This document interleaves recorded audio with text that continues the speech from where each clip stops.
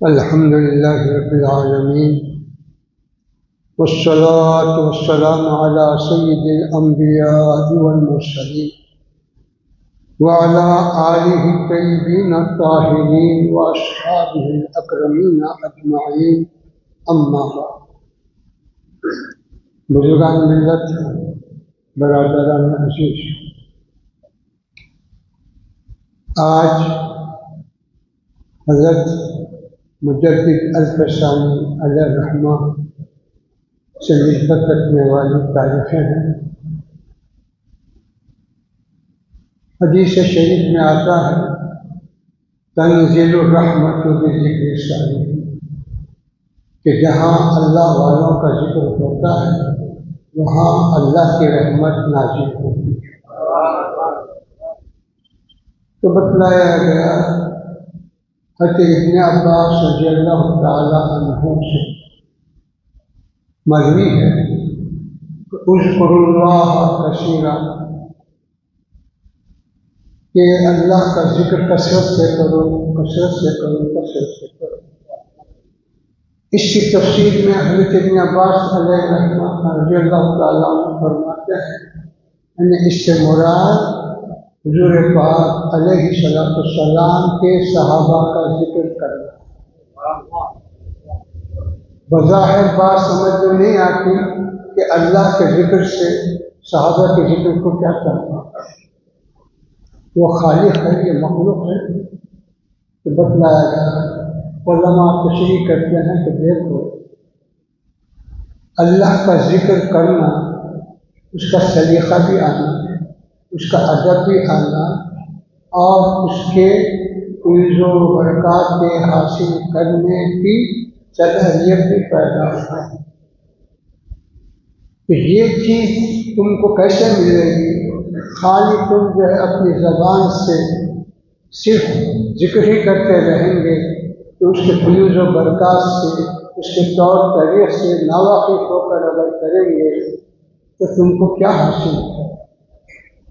تو فیضان ذکر معلوم کرنے کے لیے، فضیلت ذکر حاصل کرنے کے لیے صحابہ کو دیکھو، ان کا ذکر کرو کہ وہ کیسا ذکر کرتے ہیں، ان کا طریقہ کیا تھا، اور ان کی جو ہے اس بارے میں کیا نوعیتیں تھی. اس کو دیکھنے سے تم کو یہ ذکر کا مقام، ذکر کی فضیلت حاصل ہو.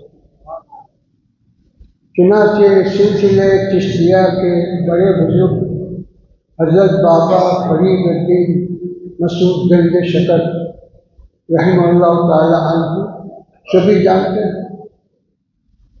آپ کے پاس لوگ رجوع ہوا کرتے ہیں، آپ دعا کرتے ہیں، اللہ شفا دیتا. کہ ایک شخص کو خیال پیدا ہوا کہ آخر وہ کیا پڑھ کے پھونک رہے ہیں. اگر حکیم ہے تو یہ معلوم کر کے کون سی دوا دے رہا ہے، ڈاکٹر ہے تو کون سی دوا دے رہا ہے، ہم بھی معلوم کر کے وہی دوا دیں گے. اسی طرح اس کو شوق ہوا کہ آخر یہ کیا پڑھ کے پھونک رہے ہیں. گیا، جا کے قریب سے سنا. سننے کے بعد وہ محسوس کر لیا کہ یہ قل هو اللہ کا سورہ پڑھ کے ڈال کر رہا ہے. تو وہ سوچا کہ یہ تو بہت آسان نسخہ ہے کہ میں اگر ایک مرتبہ پڑھ تو میں 2 مرتبہ پڑھ سکتا ہوں، میں 3 مرتبہ پڑھ میں 5 مرتبہ پڑھ کے پھونک سکتا ہوں. اعلان لگا دیا، اشتہار دے دیا کہ جس کسی کو کوئی مصیبت ہے، کوئی تکلیف ہے، کوئی بیماری ہے تو رجوع ہوں، اس کا علاج روحانی علاج کیا جائے، قرآن کی آیتوں سے علاج کیا جائے. لوگ گئے.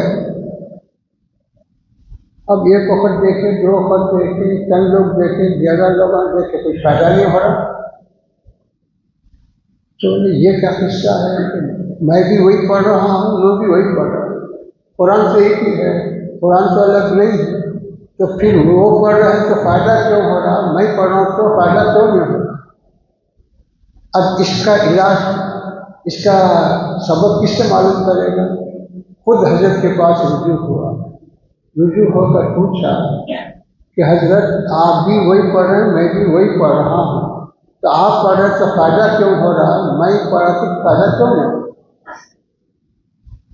تو حضرت بابا فرید گنج شیخ رضی اللہ رحمہ اللہ تعالیٰ نے فرمایا کہ سن، کلام اپنی جگہ مقدس ہے، اس کی عظمت میں، اس کی برکت میں، اس کی فضیلت میں کوئی شک و شبہ نہیں۔ تو عظمت کلام کو تو سمجھا، لیکن منہ میں فرید کی بھی زبان پیدا کرنا چاہے۔ کلام کو تو پڑھا، کلام تو سیکھا، لیکن اس سے پہلے منہ میں فرید کی بھی زبان پیدا کر لیتا ہے تو فائدہ۔ تو یہ کہ بزرگوں کے ذکر سے یہی فوائد ملتے ہیں، یہی چیز حاصل ہوتی ہے کہ وہ دین کی حفاظت کیسے کرتے ہیں، دین کا معاملہ ان کے پاس کیا نوعیت کا تھا، اپنی جان کو خطرے میں ڈال کر، اپنے تمام چیزوں کو خطرے میں ڈال کر بھی وہ دین کی حفاظت کے لیے تیار تھے۔ حضرت سیدنا امام حسین رضی اللہ تعالیٰ عنہ کا جو واقعہ ہے وہ کسی سے پوشیدہ نہیں ہے۔ وہ نہ کسی زمین کے لیے جھگڑا تھا، نہ کسی جائیداد کا معاملہ تھا، نہ کوئی دولت کا معاملہ تھا، نہ کوئی معاملہ۔ یزید سے آپ کا جو معاملہ تھا صرف دین کا معاملہ تھا کہ دین کے مطابق کام نہیں ہے، اس لیے میں تیری بات کو نہیں مانتا، تیرے ہاتھ بیٹھ نہیں کرتا، یہی بات۔